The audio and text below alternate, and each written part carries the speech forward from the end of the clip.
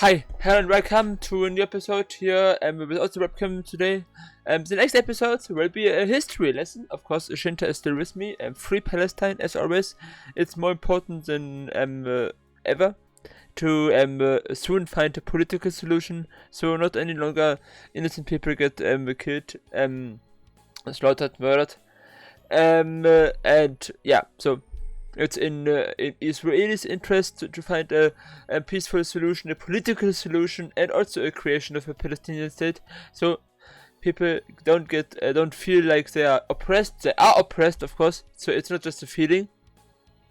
It's an apartheid state. So yeah, find a political solution, end the apartheid state, end the occupation, and there will be peaceful coexistence between Jews, Arabs, and Christians, and also atheists and other people alike. So that's the path forward. But now to the video. In the next episode, and in the last one, I started to read some books. Here in the Crossbill News building from the newspaper. Yeah, there's a lot of books I think here, so skip the next episodes if you're not interested in the background, the history, or if you already know about Northumbria and other background stories. If you have played the previous games, you will probably not need this episode. If you still want to listen to me read the books, then stay here, subscribe, and like the video. I'm also just happy if someone views the videos, but if someone who watches this video, and also watches through this video, wants to give me support, say please like and subscribe, write a comment what you think is great or not great. Probably my pronunciation would not be perfect, but I give my best. I think I am B2 or C1, at least that's my experience. In communication and everything I think I'm fluent. But yeah, let's start the video, and I mean the video is already started, so let's start with books. Okay,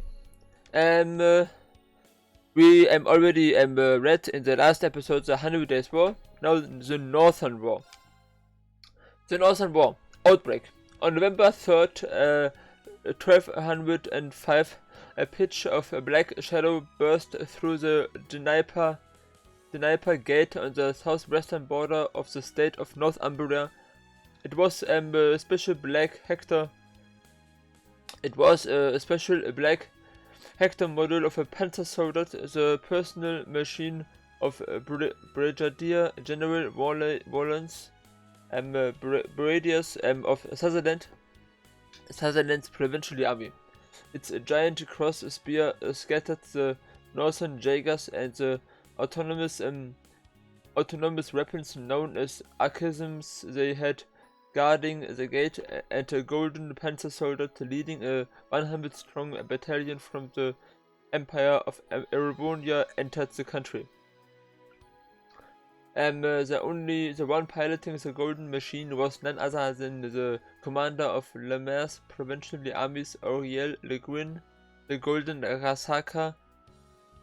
That day, the remnants of the Noble Alliance first invaded Northumbria under her and Brigadier General Bardia's command. It was with this show of force that the companion began, and the campaign began. And the same force would see it concluded in a matter of days. The battles that ensued would later come to be known as the Northern War. The seeds of the conflict were planted during the Empire's civil war the year prior. A Jaeger Corps based on the out of Northumbria, known as the Northern Jaegers, were hired by the Noble Alliance to fight the Imperial Army in Croatian. During this time they took part in an attack on the market town Celtic under orders of Duke Helmut Albarea of the four great houses, burning Celtic to the ground. In the process, after the war, the Duke was tried for this action, but as the Jaegers were the ones who set the fires, they were deemed to be at fault for the destruction. Wrought on the town. Thus, in June of the following year, the Empire made a claim for reputation to the Jaegers' homeland of Northumbria. Though the state and the Jaegers' corps were two sides of the coin, the Northumbria Diet argued they were not in fact affiliated.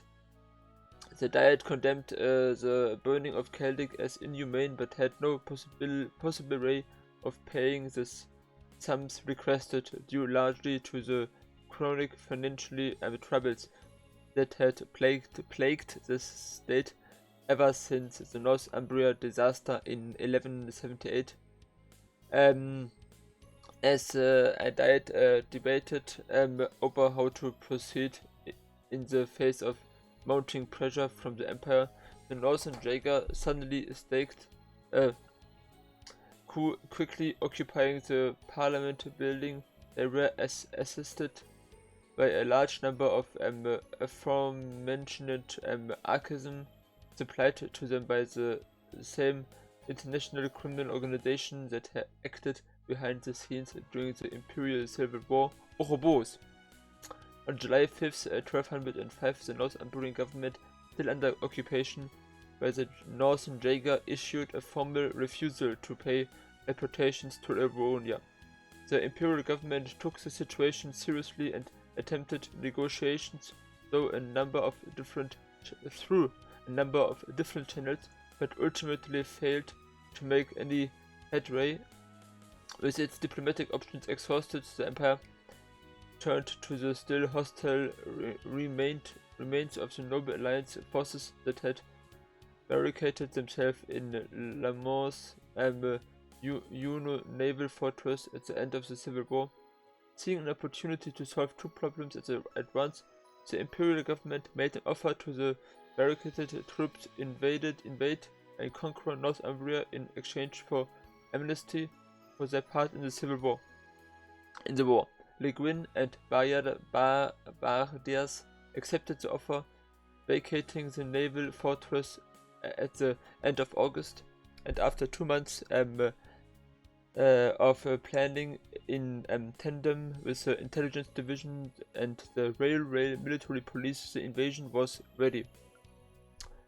Campaign.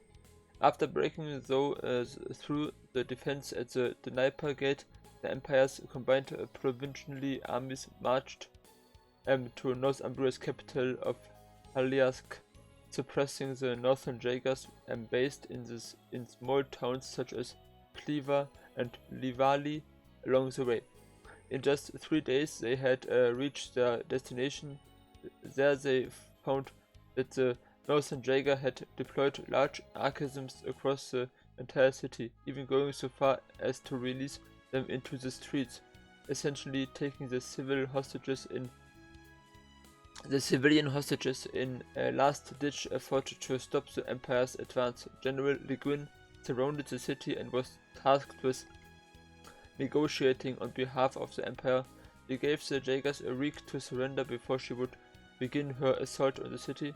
In response to the rising tensions, the Bracer Guild headquarters in Le Mans dispatched a large number of high-ranking bracers to the city in an attempt to mediate and help the civilians trapped there. Meanwhile, the Imperial government called upon the Arkham Chevalier Rean and his Divine Knight to deploy to Haliask in order to neutralize the archaisms.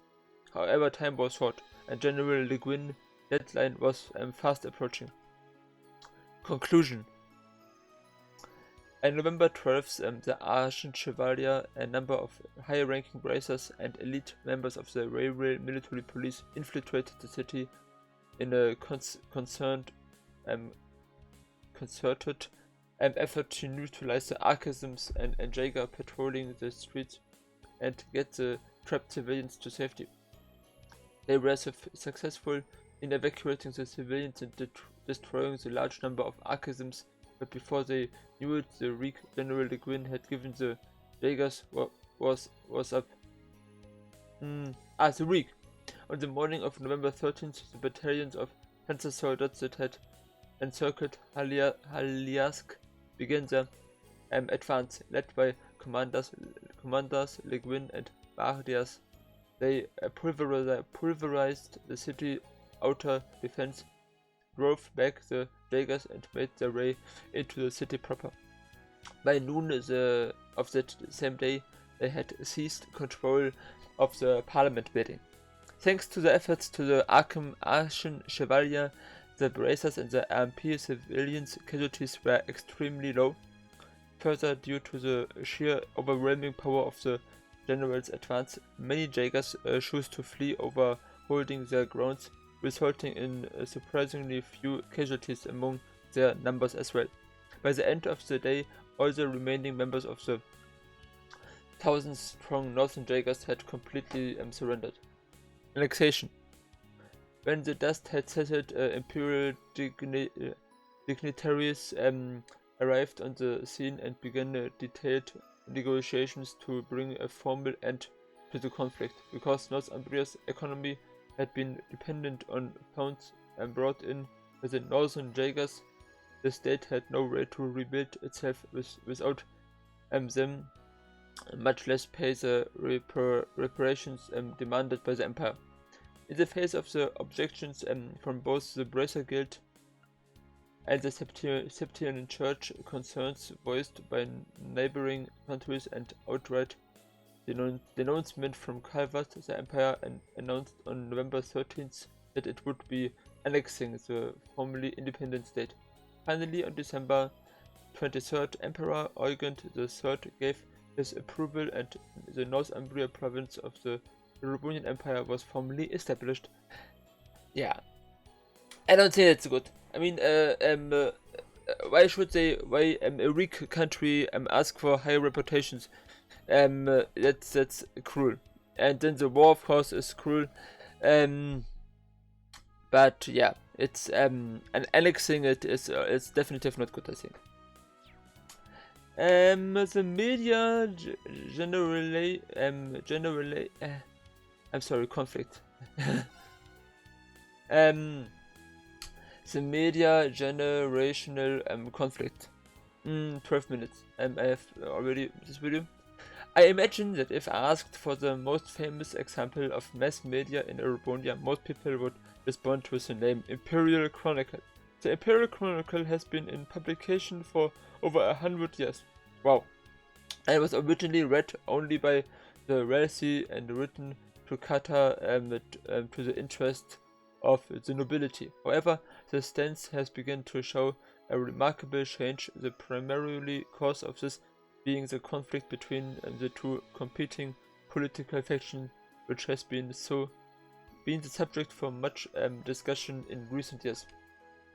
The reformist faction, represented by the current Chancellor Gilead Osborne, has had by far the most impact in the imperial capital Heimdall, where the Imperial Chronicle has its headquarters. As such, the paper has felt compelled to report on his reform in a fairly positive light. However, as a large proportion of the paper's readership is allocated in the provinces, where the four great houses and the other nobles where they represent still holds the most influence, and the Imperial Chronicle has been forced to cater to these people as well, leading to its political alignment being quite inconsistent. In fact, there appear to be occasions where editors of the paper published in Heimdall are slightly different to those published in the provinces. In the midst of all of this, Radio Twister, a station which broadcasts through Orbital Radio, has been able to gain significant popularity through its programs, which are not tied down by such obligations. Established by former Imperial Chronicle reporters and ex-Rainford Company techniques, the station has been aiming to increase its popularity by getting Orbital radios into the hands of pubs and beer halls. across the country and attracting listeners with music programs, news reports, and live sports broadcasts. However, Radio Twister rises in popularity has been a source of great displeasure to the Imperial Chronicle, and there have been reports of a paper plentifully attempting to put pressure on the station. And one of these moves was the establishment of a new radio station, Imperial Chronicle Radio, with which the Imperial Chronicle can compete directly with the existing station Radio Twister and Raw Orbital radio station.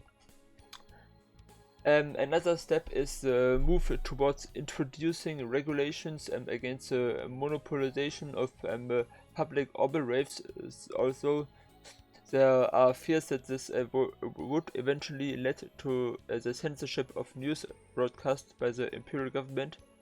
At the very least, the noble faction does not seem opposed to censorship in principle. In light of all this, it seems all but assured that competition and conflict between old and new kinds of media will become all the more fierce in the years to come. I can only pray that this competition leads to change for the better and not for the worse.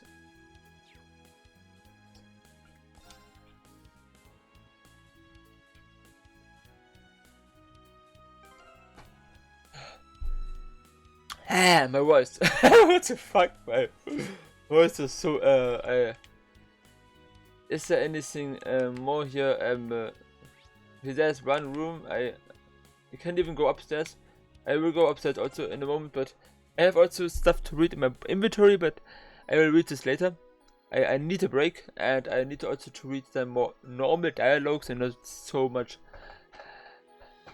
not scientific, no, but it's different type of English than when they just talk and have conversations. So I'm more good in conversations than in this kind of English, but I hope it was not too awful to listen to. I will not do anything, I will not talk to other people in this episode, but in the next one, so people who skipped the reading part don't miss anything. But yeah, it was exhausting. Anyway, I continue the next one with talking to people. I hope you enjoyed it. Please like and subscribe. And yeah, tell me in the comments what other games you may also want to watch on my channel at some point.